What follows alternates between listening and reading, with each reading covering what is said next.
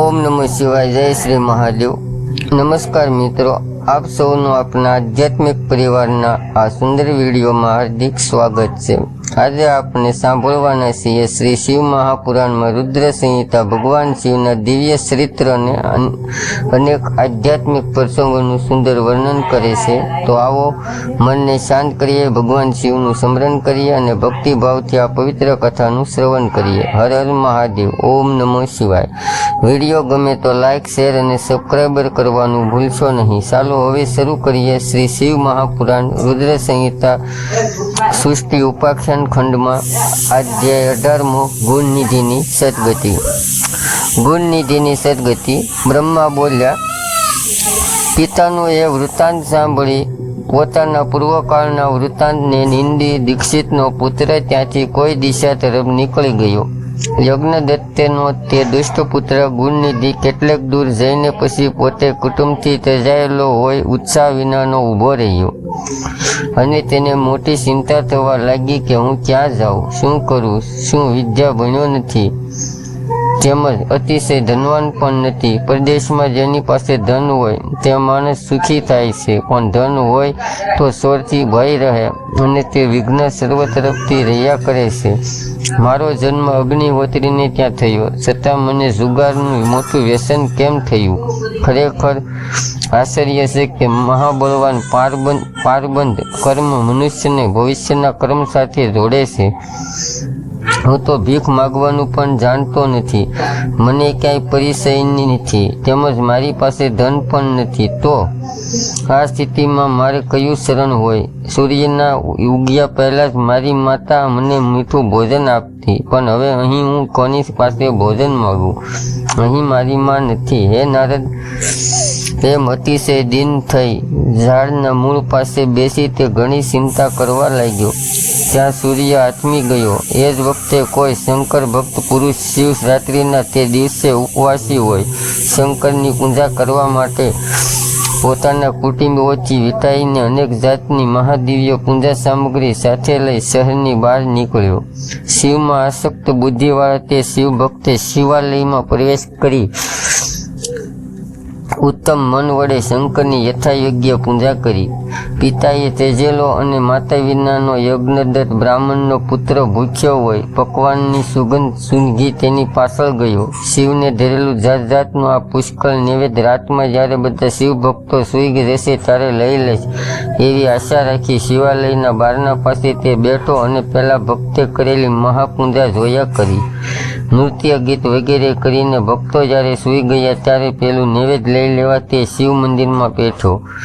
દીવાનો ઝાંખો જોઈ તેને પકવાનને બરાબર જોવા માટે પોતાના કપડાના સડામાંથી છીતરું ફાડી દિવેટ કરીને દીવો પ્રકાશિત બનાવ્યો। પછી યજ્ઞદત્તના તે પુત્રે ઘણા પકવાનરૂપ શિવ નૈવેદ્યને આદરપૂર્વક અને પ્રેમથી એકદમ લઈ લીધું અને પકવાન લઈ તે જલ્દી તે બહાર જવા લાગ્યો। એટલામાં તેનો પગ અથડાવાથી ત્યાં સૂતેલો કોઈ એક માણસ જાગી ઉઠ્યો અને આ કોણ છે, આ કોણ છે? નાસી જતા અને પકડો પકડો એમ તેને ભયથી જોશથી બૂમો પાડી। તેટલામાં શહેરનું રક્ષણ કરનારાઓએ આવી પહોંચી નાસી જતા તેને મારવા માંડ્યો, જેથી શનિવારમાં તે મરણ પામ્યો। હે મુનિ નારદ, ખરેખર તે યજ્ઞદત્તના પુત્રે શિવની કૃપાથી જ તે નૈવેદ્ય ખાધું હતું, પણ ભવિષ્યના કોઈ પુણ્યના બળથી તે ખાધું ન હતું। પછી તેના જીવાત્માને યમરાજાની સંયમની નગરીમાં લઈ જવા ઈચ્છતા અને હાથમાં પાશ તથા મગદળ ધારણ કરતા ભયંકર યમદૂતોએ ત્યાં આવી પહોંચી તેને બાંધ્યો। તેટલામાં હાથમાં ત્રિશુલ ધારણ કરતા શિવના પાર્ષદો ઘૂઘરીઓના સમૂહથી શોભતું દિવ્ય વિમાન લઈ તેને લઈ જવા ત્યાં આવ્યા। શિવ ગણો બોલ્યા, હે યમના દૂતો, આ પરમ ધાર્મિક બ્રાહ્મણના પુત્રને તમે છોડી દો, આના બધા પાપ બળી ગયા છે, એટલે એ શિક્ષાને યોગ્ય નથી। એવું વચન સાંભળ્યા પછી યમરાજના તે ગણો અત્યંત આશ્ચર્ય પામ્યો। તેમણે શંકરના ગણોને કહેવા માંડ્યું। શિવના ગણોને જોઈ ભયભીત થયેલ તેમણે નમસ્કાર કરી આમ કહ્યું। યમના દૂતો બોલ્યા, હે ગણો, આ બ્રાહ્મણ દુરાચારી છે, તેને કુલાચારનો ત્યાગ કરી માતા પિતાના વચનો માન્યા નથી, તેમજ સત્ય તથા પવિત્રતાથી રહિત થઈ સંધ્યા સ્નાન પણ તેને છોડ્યું છે। આના બીજા કામ તો દૂર રહ્યા, પણ અહીં પ્રત્યક્ષ તમે જુઓ, આને શિવનું નિર્માલ્ય ઓળંગ્યું છે. તેથી આપ જેવાઓએ તેનો સ્પર્શ કરવો પણ યોગ્ય નથી. શિવનું નિર્માલ્ય જમનાર, શિવનું નિર્માલ્ય ઓળંગનાર અને શિવનું નિર્માલ્ય આપનાર એ ત્રણેયનો સ્પર્શ પાપ લગાડનાર છે. ઝેરને જાણી જોઈને ભલે પીવું અથવા તેનો સ્પર્શ કરવો એ પણ વધારે ઠીક છે, પણ પ્રાણ કંઠે આવ્યા હોય તો પણ શિવનું દ્રવ્ય સેવવું યોગ્ય નથી.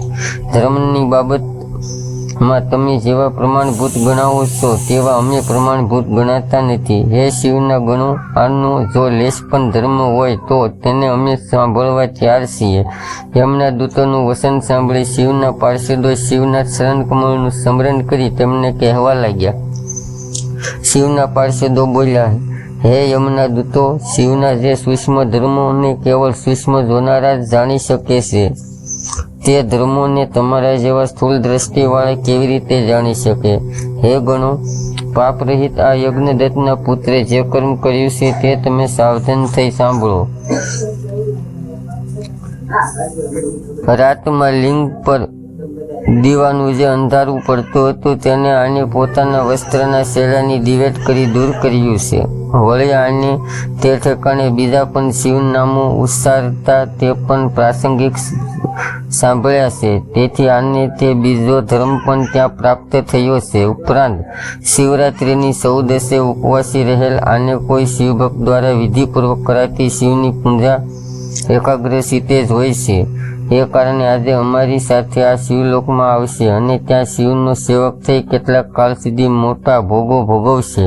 પછી તેના પાપ દૂર થતાં તે કલિંગ દેશનો રાજા થશે, કારણ કે આ શ્રેષ્ઠ બ્રાહ્મણ શિવને અવશ્ય અત્યંત પ્રિય છે. હે યમના દૂતો, તમને બીજું કંઈ કહેવાનું નથી. તમે અતિ પ્રશંસિત જેમ આવ્યા હતા તેમ તમારા લોકમાં જાઓ. બ્રહ્મા બોલ્યા, હે મુનીશ્વર નારદ, તે શિવના ગુણોનું એવું વસન સાંભળી બધા યમદૂતો પાછા ફરી જેમ આવ્યા હતા તેમ યમલોકમાં જતા રહ્યા. હે મુનિ, તે દૂતોએ યમરાજને સર્વ વૃત્તાંત જણાવ્યું અને શિવના દૂતોએ ધર્મદ્રષ્ટિએ જે કહ્યું હતું તે પણ કહ્યું. ધર્મરાજ બોલ્યા, હે દૂતો, તમે બધા સાવધાન થઈ મારું વસન સાંભળો અને મારી આજ્ઞાપૂર્વક તમે પ્રીતિથી તેજ કરો. લોકમાં જેઓ ધોળી ભસ્મ વડે ત્રિપુંડ ધારણ કરતા હોય તેઓને તમારે કદી લાવવા નહીં, તેમને છોડી જ દેવા. વળી જેઓ આખા શરીરે ધોળી ભસ્મ લગાવતા હોય તે બધાને પણ તમારે છોડી દેવા, અહીં લાવવા નહીં. વળી જેઓ હર કોઈ કારણે શિવનો વેશ ધારણ કરતો હોય તેઓ બધાને પણ તમારે છોડી દેવા, અહીં લાવવા નહીં. વળી જેઓ લોકમાં રુદ્રાક્ષ ધારણ કરતા હોય અને જટાધારી હોય તેમને બધાને છોડી દેવા, અહીં કદી લાવવા નહીં. વળી જેઓ આજીવિકાના કારણે પણ શિવનો વેશ ધારણ કરતા હોય તેમને બધાને પણ છોડી દેવા, કદી ન લાવવા. જેમને દંભ, આડંબર કે કપટથી પણ જો શિવનો વેશ ધારણ કર્યો હોય તો તેમને બધાને તમારે છોડી દેવા, અહીં કદી લાવવા નહીં. તે યમરાજાએ પોતાના દૂતોને જ્યારે આજ્ઞા કરી ત્યારે તેઓ બધા બહુ સારું એમ કહી તેમની આજ્ઞા સ્વીકારી ઉજ્જવળ હાસ્ય કરી ચૂપ રહ્યા. બ્રહ્મા બોલ્યા, યમના દૂતો પાસેથી શિવના પાર્ષદોએ છોડાવેલો તે બ્રાહ્મણ તરત જ પવિત્ર મનવાળો થઈ તેને ગણો સાથે શિવલોકમાં ગયો. ત્યાં સમગ્ર ભોગો ભોગવી શિવ પાર્વતીની સેવા કરીને તે કલિંગ દેશના રાજા અરંદમનો પુત્ર થયો. તેનું નામ દંભ એવું પાડ્યું. તે શિવની સેવામાં તત્પર રહેતા અને બાળક હતો ત્યારે પણ તે બાળકોની સાથે શિવ ભક્તિ કરતો હતો. તે યુવાન થયો અને તેનો પિતા મરણ પામ્યો ત્યારે તેને અનુક્રમે રાજ્ય મેળવ્યું અને પ્રીતિથી સોંપા શિવ ધર્મને તે ફેલાવતો હતો. હે બ્રાહ્મણ, શત્રુઓએ વશ કરવો મુશ્કેલ તે દમરાજા સર્વ શિવાલયોમાં દીવાના દાન કરવા સિવાય બીજો ધર્મ જાણતો ન હતો. તેને પોતાના દેશમાં રહેલ સર્વગામિતી અધિકારીઓને બોલાવી આવી આજ્ઞા કરી હતી કે શિવાલયોમાં તમારે દીવાના દાન કરવા. જે એમ નહીં કરે તે ખરેખર મારી શિક્ષાને પાત્ર થશે. દીવાનું દાન કરવાથી શિવ સંતોષ પામે છે એમ વેદમાં પણ કહ્યું છે. જેના ગામની આજુબાજુ જેટલા શિવાલયો હોય ત્યાં હંમેશા તમે વિચાર કર્યા વિના દીવા પ્રગટાવશો. આ મારી આજ્ઞાનું જે પાલન નહીં કરે તેનું મસ્તક કાપી નાખીશ એ નક્કી છે એવી તેની આજ્ઞા થતાં એના ભયથી દરેક શિવાલયમાં દીવા પ્રગટ્યા કરતા હતા. એ ધર્મરાજા જ્યાં સુધી જીવે ત્યાં સુધી એ ધર્મને તેને મોટી સમૃદ્ધિ મેળવી હતી અને પછી તે કાળ ધર્મનો વશ થયો હતો. દીવાની એ વાસનાના યોગથી ઘણા દીવા પ્રગટાવીને તે રત્નોના દીવાની શિખાનો આશ્રય કરનારો થઈ અલકા નગરીનો સ્વામી કુબેર થયો છે. એમ શિવ માટે જે થોડું પણ કર્યું હોય તે અમુક કાળે ફળદાયી થાય છે. એમ જાણી ઉત્તમ સુખ ઈચ્છનારાઓએ સદા શિવની ભક્તિ કરવી જોઈએ. જેને સર્વ ધર્મ ઉપર શ્રદ્ધા અપ્રીતિ હતી એવો તે દીક્ષિતનો પુત્ર ક્યાં કે જે દેવયોગી શિવાલયમાં ધન ચોરવા ગયો હતો અને ત્યાં પોતાના સ્વાર્થ માટે દીવાની દિવેટમાં પ્રકાશ વડે તેને શિવલિંગના મસ્તક પરનું અંધારું દૂર કર્યું હતું. પૂર્વજન્મની વાસનાનો ઉદય થવાથી શિવાલયમાં દીવાઓ પ્રગટાવી તે કલિંગ દેશમાં રાજ્ય પામ્યું હતું અને સાથે ધર્મ પરનો પ્રેમ પણ તેને પ્રાપ્ત કર્યો હતો. એ મુનિવર દિક્પાલની એ પદવી ક્યાં તે તમે જુઓ. જેને એ મનુષ્ય જેવા ધર્મવાળો કુબેર થઈ હજી પણ ભોગવી રહ્યો છે. એ પ્રમાણે યજ્ઞદત્તના પુત્ર ગુણનિધિનું ચરિત્ર તમને કહ્યું. તે શિવને પ્રસન્ન કરનારું અને સાંભળનારા ભક્તોને કામના આપનારું છે. હવે તે સર્વકાળ શિવની સાથે મિત્રતા કેવી રીતે પામ્યો તો તે પણ હું તમને કહું છું. હે तात, તે તમે એકશિત થઈ સાંભળો. શ્રી શિવ મહાપુરાણમાં બીજી રુદ્ર સંહિતામાં પ્રથમ ખંડમાં સૃષ્ટિ ઉપાખ્યાનમાં ગુણનિધિની સદગતિ નામનો 18મો અધ્યાય સમાપ્ત.